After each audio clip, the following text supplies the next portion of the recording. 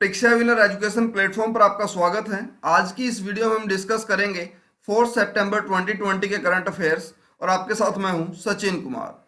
इससे पहले कि हम अपने फर्स्ट क्वेश्चन पर चलें, आप चैनल को सब्सक्राइब करके बेल आइकन जरूर प्रेस कर लें। चलिए अपने फर्स्ट क्वेश्चन पे चलते हैं।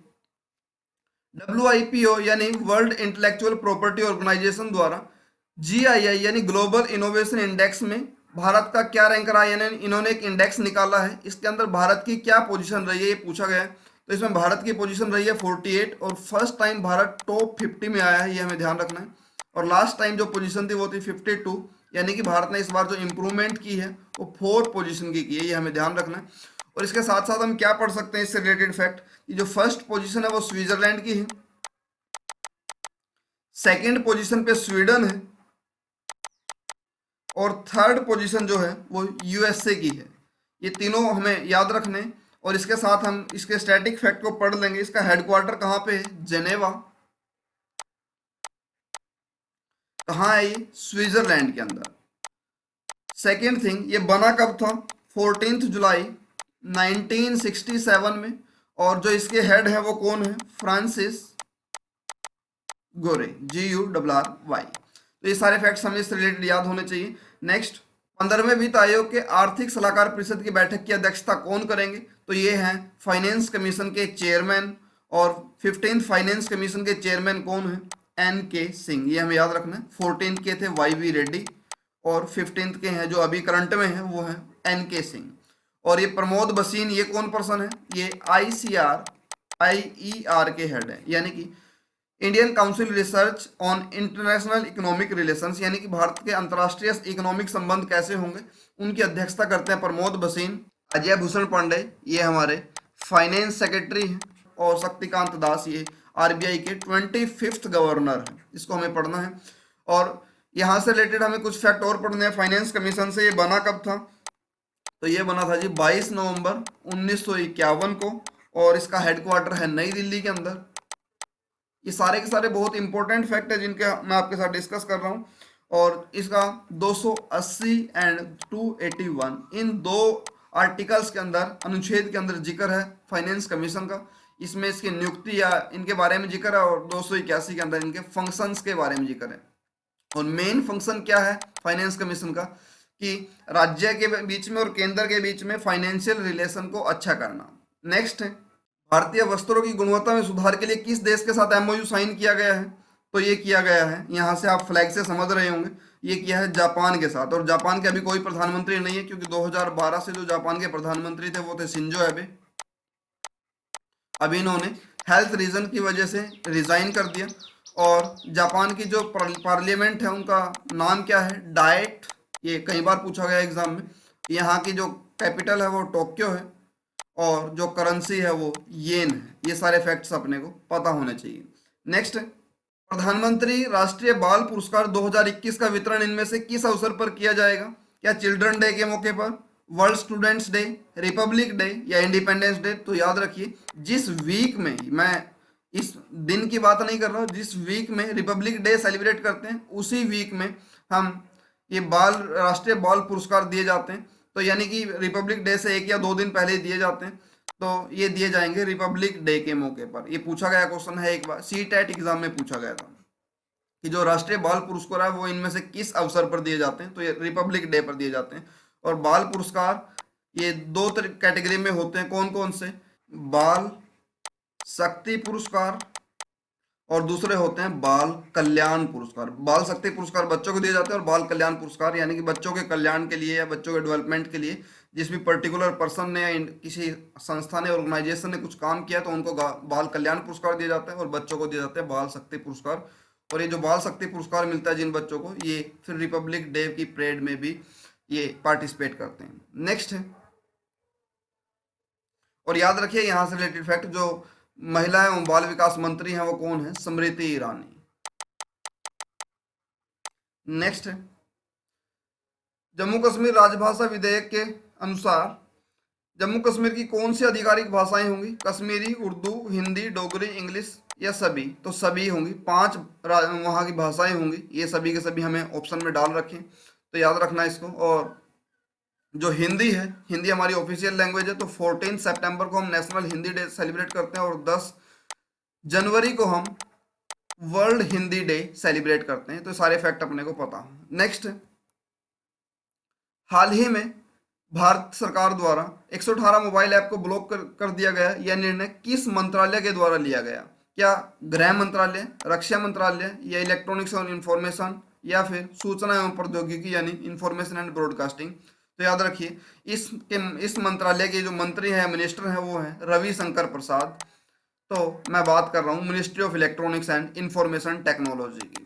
और हमारे सूचना एवं प्रौद्योगिकी एंड इंफॉर्मेशन ब्रॉडकास्टिंग मिनिस्टर कौन है? तो ये हैं Prakash Javadekar. And defence minister is Nirmala Sitharaman. And home minister is Amit Shah. तो ये सारे फैक्ट अपने को पता होने चाहिए। नेक्स्ट है, नागरिक उड्डयन सुरक्षा ब्यूरो की पहली महिला निदेशक कौन बनी है? तो ये बनी है उषा पैडी।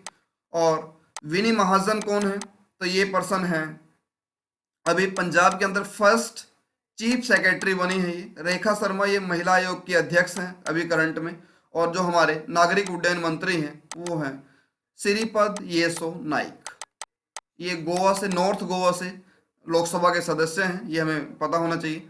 नेक्स्ट है, रेलवे बोर्ड के सीईओ कौन बने? तो यहाँ से हमें समझ जाना चाहिए कि सरकार का प्राइवेटाइजेशन के ऊपर कितना फोकस है कि रेलवे के अंदर सीईओ की पोस्ट क्रिएट कर दी गई है। तो ये बने हैं वीके यादव यानी विनोद कुमार यादव। और यही अभी चेयरमैन भी हैं रेलवे बोर्ड के। सोमा मंडल ये कौन है? ये हैं सेल की अध्यक्ष अभी, steel authority of India. Pradeep Kumar Joshi ये हैं यूपीएससी के चेयरमैन। एंड अविक सरकार ये हैं पीटीआई के chairman, press trust of India. और रेलवे से रिलेटेड हम क्या पढ़ सकते हैं? टोटल 18 जोन है रेलवे के अंदर। जो मिनिस्टर हैं यहाँ के वो है पीयूष गोयल, जो कि महाराष्ट्र से राज्यसभा के सदस्य हैं। और अभी रेलवे ने एक मेडबोट नामक ट्रॉली बनाई थी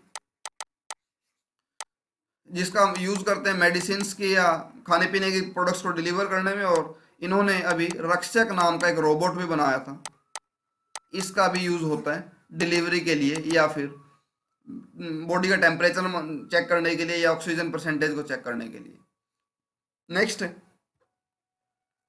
हाँ, यहाँ से रिलेटेड एक फैक्ट और पढ़ सकते हैं आप कि 10 से 15 अगस्त के बीच में रेलवे ने क्लीननेस वीक यानी स्वच्छता सप्ताह सेलिब्रेट किया था। नेक्स्ट है CII GBC national energy leader award किस अंतर्राष्ट्रीय एयरपोर्ट ने जीता है? तो ये जीता है राजीव गांधी इंटरनेशनल एयरपोर्ट। यहाँ से आप आंसर देख रहे होंगे, हैदराबाद के अंदर है ये। और इसके अलावा इनके बाकी के भी बारे में जान लेते हैं। वीर सावरकर इंटरनेशनल एयरपोर्ट कहाँ है? ये है पोर्ट ब्लेयर के अंदर, यानी कि अंडमान निकोबार की कैपिटल के अंदर। ये गुरु रामदास जी इंटरनेशनल एयरपोर्ट ये अमृतसर के अंदर है। और इंदिरा गांधी इंटरनेशनल एयरपोर्ट ये दिल्ली के अंदर है, दिल्ली एयरपोर्ट के नाम से भी जानते हैं। और ये देश का सबसे बिजी एयरपोर्ट है, इसको हमें ध्यान रखना है। नेक्स्ट है, एक भारत श्रेष्ठ भारत अभियान के तहत गोवा का जोड़ीदार राज्य किसे बनाया गया है? तो इसे ये राज्य है झारखंड। और इसको हम कब मनाते हैं? एक भारत श्रेष्ठ भारत अभियान यानी कि 31 अक्टूबर 2015 को इसको प्रधानमंत्री नरेंद्र मोदी जी ने लॉन्च किया था। और ये किस डे के रूप में सेलिब्रेट करते हैं? तो ये होता है यूनिटी डे, यानी कि सरदार पटेल का बर्थडे होता है, जिसे हम लौह पुरुष के नाम से भी जानते हैं। और इस दिन मोदी जी ने कहा था कि सरदार पटेल ने हमें एक भारत दिया है, इसको हमें श्रेष्ठ भारत बनाना है। नेक्स्ट, और यहाँ से रिलेटेड हम बाकी भी जान सकते हैं कि हरियाणा का जोड़ीदार राज्य तेलंगाना है, उड़ीसा का जोड़ीदार राज्य महाराष्ट्र है, आंध्र प्रदेश का जोड़ीदार राज्य पंजाब है। तो अब आपको अपने अपने स्टेट का जानने की इच्छा होगी कि हमारे जो स्टेट है उसका जोड़ीदार राज्य है, उसका पार्टनर स्टेट कौन है। तो ये नेक्स्ट स्लाइड में आप देख सकते हैं, ये सभी के सभी दे रखे हैं। तो कम से कम हमें अपने स्टेट का तो जरूर पता होना चाहिए, स्टेट एग्जाम में पूछ लिया जाता है कई बार। ये बाकी के बचे हुए स्टेट्स ये हैं। PMBJP के तहत किसने 8 इम्यूनिटी बूस्टिंग उत्पाद को लॉन्च किया है? तो PMBJP की आप फुल फॉर्म यहाँ से पढ़ सकते हो, प्रधानमंत्री भारतीय जन औषधि परियोजना के तहत 8 प्रोडक्ट को लॉन्च किया गया है जो इम्यूनिटी को बूस्ट करेंगे। तो ये किसने लॉन्च किया? एक बार मैं इन पर्सन का आपसे इंट्रोडक्शन करा देता हूँ। श्रीपद येसो नाइक, ये कौन पर्सन है? ये हमारे आयुष मिनिस्टर हैं। आयुष का मतलब क्या होता है? आयुर्वेदा, योगा, सिद्धा, यूनानी और होम्योपैथी। और हर्षवर्धन ये हमारे हेल्थ मिनिस्टर हैं। नरेंद्र मोदी प्राइम मिनिस्टर है और डी.वी. सदानंद गौड़ा ये फर्टिलाइजर मिनिस्टर है। इसको हमें याद रखना है। और अगर हमें औषधि से रिलेटेड लग रहा है तो यहाँ से आंसर बनना चाहिए था आयुष मिनिस्ट्री, लेकिन आयुष मिनिस्ट्री इसका आंसर नहीं होगा। वहां पर डेफिनेट आपको आंसर में ऑप्शन में मिलेगा इसको, लेकिन इसका आंसर क्या बनेगा? D V. Sadanand Gowda, fertiliser minister ने इसको लॉन्च किया है। नेक्स्ट, और याद रखिए जो पीएम-बीजेपी ये स्टोर है प्रधानमंत्री जन औषधि परियोजना के तहत, लगभग देश के अंदर 6,500 से ज़्यादा स्टोर हैं, जिसके अंदर सरकार की कोशिश रहती है कि अफोर्डेबल मेडिसिन लोगों को प्रोवाइड कराई जाए। नेक्स्ट है मोर्थ। मोर्थ का मतलब होता है ministry of road transport and highway के ड्राफ्ट के अनुसार कितने वर्ष पुराने वाहनों पर फास्टैग अनिवार्य किया जाएगा? तो ये किया जाएगा 1 जनवरी 2017 से पुराने सभी वाहनों पर। और इससे बाकी की डेट्स भी देख लेते हैं क्यों इंपॉर्टेंट है। 1 जनवरी 2021 से क्या रिलेशन है इसमें? तो 1 जनवरी 2021 से ये कंपलसरी हो जाएगा। अब इसको समझ लेंगे दोनों डेट्स में क्या डिफरेंस है। 1 जनवरी 2017 से जिन लोगों ने व्हीकल खरीदे हैं, वाहन खरीदे हैं, से पहले के खरीदे हुए व्हीकल पर कंपलसरी हो जाएगा। और ये कंपलसरी कब से होगा, यानी कब से आपके लिए मैंडेटरी होगा टोल प्लाजा पर फास्टैग के साथ निकलना? 1 जनवरी 2021 से। उसके अलावा 1 अप्रैल 2021 क्यों इंपॉर्टेंट है? तो ये है जी, जो भी थर्ड पार्टी इंश्योरेंस होते हैं वो भी आप नहीं करा पाओगे अगर आपके पास फास्टैग नहीं है। ये 1 अप्रैल 2021 के बाद से। और ये डेट इनसे अलग है, 31 मार्च 2021 ये डेट है, हमने कल भी पढ़ी थी। One nation one ration card, ये डेडलाइन है भारत सरकार की तरफ से। इस डेट तक 31 मार्च 2021 तक सभी राज्यों को one nation one ration card scheme के तहत जोड़ दिया जाएगा। इतना हमें याद रखना। और ये सारी की सारी लगभग डेट 2021 की हैं। तो 2021 को जो यूनाइटेड नेशन है वो बाल मजदूरी के विरुद्ध अंतर्राष्ट्रीय वर्ष के रूप में सेलिब्रेट कर रहा है, ये भी हमें बिल्कुल नहीं भूलना।